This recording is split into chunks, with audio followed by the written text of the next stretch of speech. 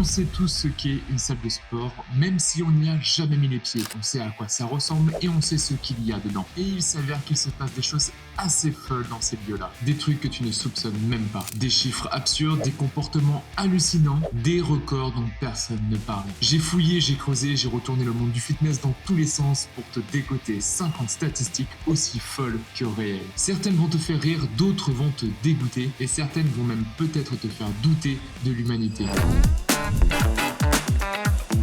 On connaît tous les grosses enseignes, Basic Fit, Fitness Park, l'Orange Bleu. Ce qu'on sait moins en revanche, c'est que parfois, une seule enseigne peut comporter plusieurs centaines de salles de sport, sans parler des petites salles indépendantes dans les zones rurales ou urbaines. Eh bien, accroche-toi bien puisque en 2025, la France comporte environ 5600 salles de sport au total.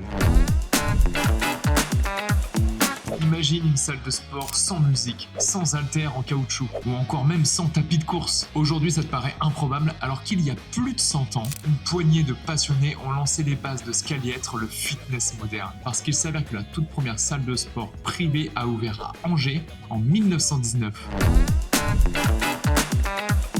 Je sais que ça va en choquer plus d'un, mais non, la musculation ne date pas d'Arnold Schwarzenegger. Elle existait bien avant les influenceurs fitness et avant même que les salles soient climatisées. On parle ici de civilisations antiques qui avaient déjà capté que la force physique avait une très grande importance. Et on parle bien ici de charges avec des pierres et de cordes tressées. Les premières traces de musculation remontent à moins 3000 avant Jésus-Christ et ça se passe en Égypte. Pour ceux qui n'ont pas l'occasion de fréquenter les heures de pointe, ils peuvent se sentir parfois un peu seuls en salle de sport. Et pourtant, tu fais en réalité partie d'un club énorme. En 2025, c'est près de 7 millions de Français qui sont abonnés à une salle de sport. Je suis sûr qu'il y en a beaucoup qui pensent que les salles de sport se font des couilles en or avec des abonnements à 19,90 par mois, mais en réalité le fitness c'est une industrie qui est ultra lucrative. En 2025, le marché du fitness français, ça génère 2,4 milliards d'euros.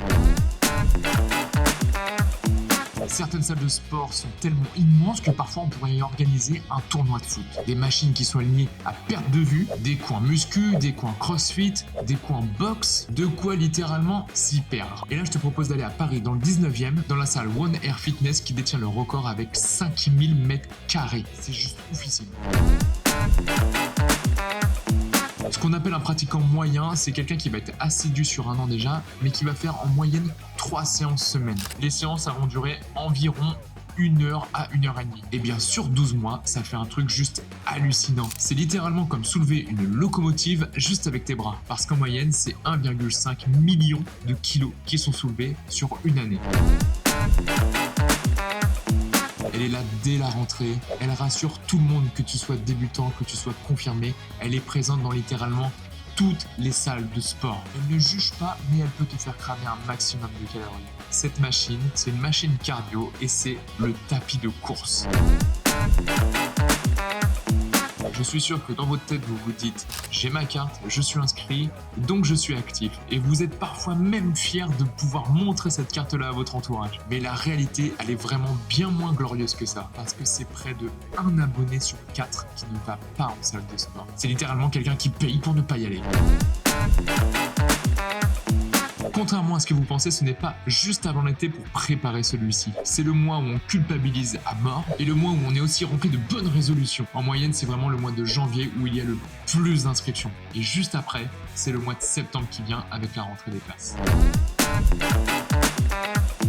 Tu crois peut-être que les salles de sport sont remplies de petites jeunes de 20 ans avec des leggings jaunes fluo ou des mecs qui ont genre 25 piges et qui sont secs comme Jaja? Eh bien en réalité la moyenne d'âge des abonnés va te surprendre parce que la moyenne nationale elle est entre 30 et 35 ans.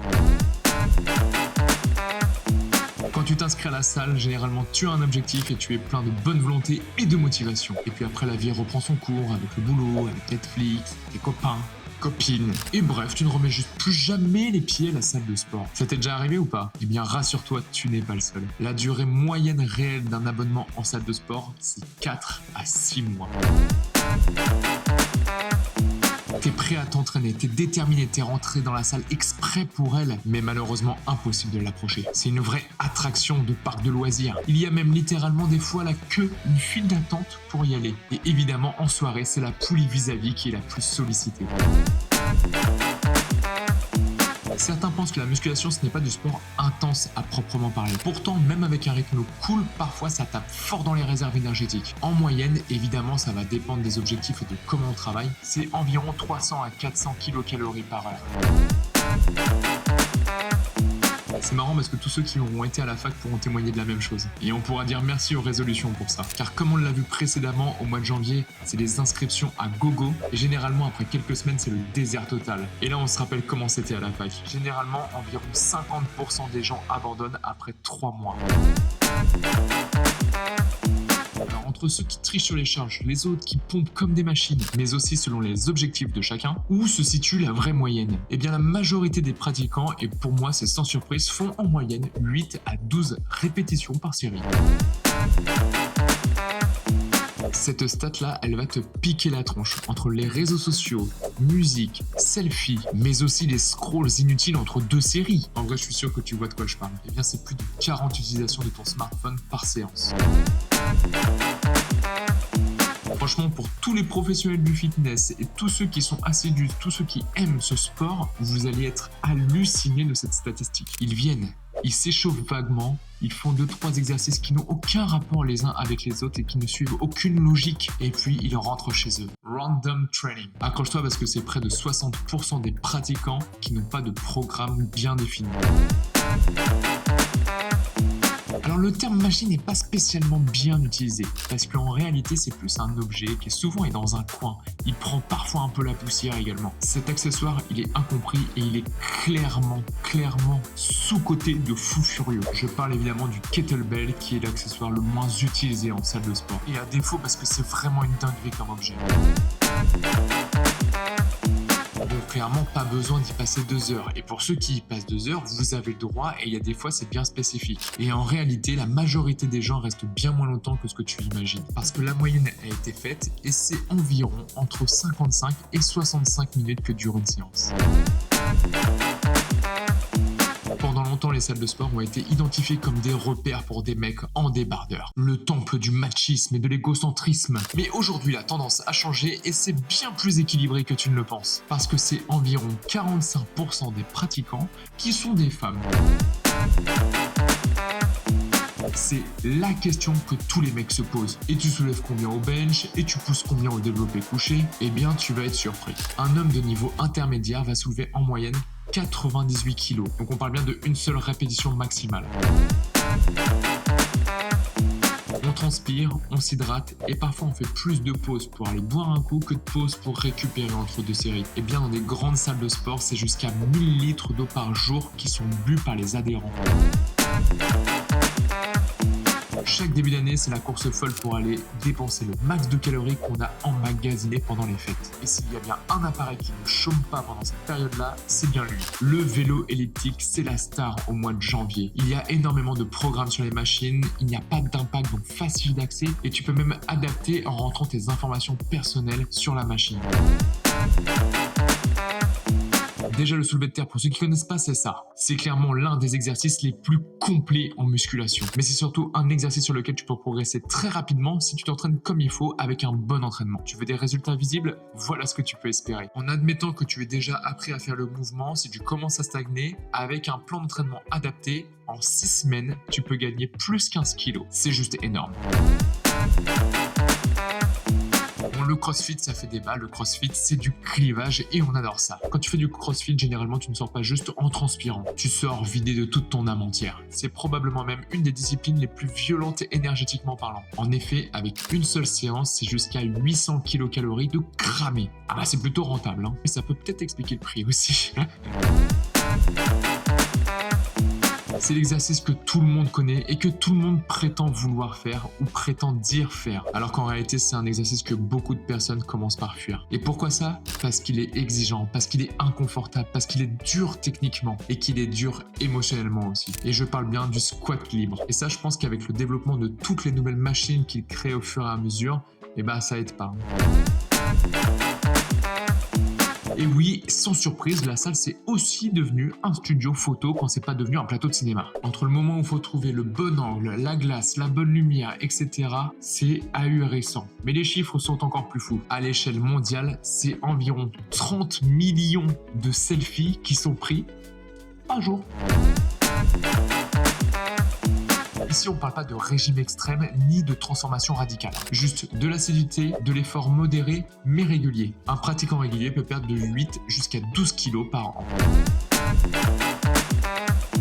Tu viens pour pousser, mais tu papotes. Mais ça, est-ce que tu sais combien de temps ça représente au juste? En moyenne, environ 20% de ta séance est consacrée juste à papoter.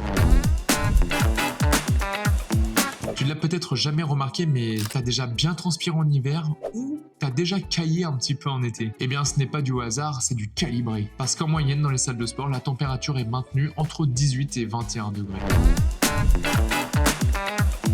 En ce qui concerne celle-ci, c'est probablement la stat la plus moite de la vidéo. Parce que dans une salle de sport très fréquentée, en moyenne par jour, c'est 200 litres de sueur qui peuvent être écoulés. Il n'y a pas de surprise, il est simple, il tient dans une main et pourtant il permet des dizaines, voire des centaines d'exercices. Dans la zone de musculation libre, c'est les haltères de 10 kg qui sont le plus utilisés. Tu crois que c'est une légende, tu crois que c'est un mythe, mais non, il y a des gens qui s'abonnent, qui s'entraînent une fois, une vraie séance je parle, et qui ne reviennent jamais. Et ça, c'est un Français sur 10 inscrit dans une salle de sport qui ne vient qu'une seule fois dans l'année. Bien que certains aiment le matin pour commencer fort, d'autres le soir pour évacuer le stress, mais il y a une tendance qui se dégage clairement. Le pic d'influence, c'est entre 18h et 20h. Là, on commence à rentrer dans les stats intéressantes. Tu poses ta barre et direct, tu déverrouilles ton téléphone. Instagram, messages, story et parfois même Tinder. C'est plus de 90% des pratiquants qui consultent leur téléphone au moins toutes les 5 minutes en salle de sport. Je pense que tu vois très bien, c'est celle qui grince, celle qui claque et celle qui t'écrase les vertèbres si t'es mal placé. Je parle évidemment de la presse à jambes qui est la plus bruyante et la plus mal utilisée en salle de sport.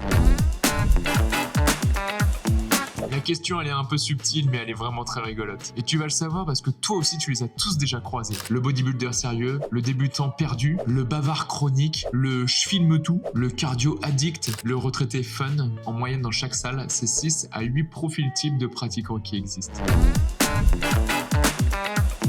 Même sans faire de cardio, tu marches plus que tu ne le crois. Entre les machines, les pauses et les étirements, ça peut être 4000 à 6000 pas qui sont effectués par séance. Alors non, ce n'est pas les écouteurs, non, ce n'est pas les bouteilles d'eau, c'est un truc encore plus indispensable que ça. La serviette est l'objet le plus oublié en salle de sport, que ce soit dans les vestiaires ou sur les machines. Tu pensais que la barre à traction c'était juste en métal? Alors attends un petit peu. Selon plusieurs études, certaines machines sont plus sales que la cuvette des chiottes des toilettes publiques. Sur une machine cardio par exemple, c'est plus de 1 million de bactéries sur 1 cm². Tu crois que c'est le tapis de sol ou le step? Eh bien mauvaise réponse. Le champion de la crasse c'est le smartphone. Toujours dans le même registre avec des études à l'appui, il contient jusqu'à 10 fois plus de bactéries qu'un siège de toilette. La sueur coule, les mains glissent, les bactéries dansent. Et certains, et comme beaucoup, s'en branlent totalement. Parce que c'est environ 60% des gens qui ne nettoient pas leur machine après usage. Alors là, c'est pour aller plus loin qu'une stat qu'on a vue précédemment. Mais si tu plains que ton t-shirt est trempé après une séance, imagine ce que le sol, les machines et les bancs encaissent pendant une semaine. Dans une salle de sport de taille moyenne, par semaine, c'est environ 800 à 1200 litres de sueur qui sont absorbés. Écœurant. Mal réglé, mauvaise posture, pas d'échauffement, la blessure n'est jamais très loin. C'est un pratiquant sur 3 qui s'est déjà blessé avec une mauvaise position sur une machine. La salle, c'est pas juste du sport, c'est aussi un miroir psychologique. Et parfois, rater une séance, ça tape fort dans la tête. C'est 70% des abonnés qui culpabilisent de ne pas être allés à la salle de sport au bout de 5 jours consécutifs. J'ai bench 120 kg, alors qu'en réalité c'était avec de l'aide. Le paraître dépasse parfois le réel. C'est pas moins de 1 pratiquant sur 2 qui avoue enjoliver les performances sur les réseaux sociaux. Certains viennent à la salle comme ils vont au café, pour socialiser, pour draguer ou pour juste être vus. C'est près de 15% des pratiquants qui passent à la salle sans vraiment s'entraîner. Entre les regards en miroir, les étirements suggestifs et les tu peux m'assurer, la salle de sport est parfois le début d'une belle histoire d'amour. En France, c'est un pratiquant sur 6 qui a déjà vécu le début d'une histoire d'amour en salle de sport. On finit avec une stat totalement humaine, un petit peu gênante, mais tellement vraie. 70% des pratiquants et pratiquantes avouent avoir déjà fantasmé sur quelqu'un pendant une séance. C'est un truc de ouf. Allez, parce que vraiment j'ai adoré ce format, j'ai une petite question un peu farfelue, un peu what the fuck à te poser. À ton avis, quelle est la chose la plus absurde qu'un homme ait pu faire en salle de sport avec une paire d'haltères? La réponse, ça sera épinglée dans les commentaires. Si ça t'a plu, surtout abonne-toi et mets un petit like sur la vidéo. Et en attendant, je te souhaite un gros bisou.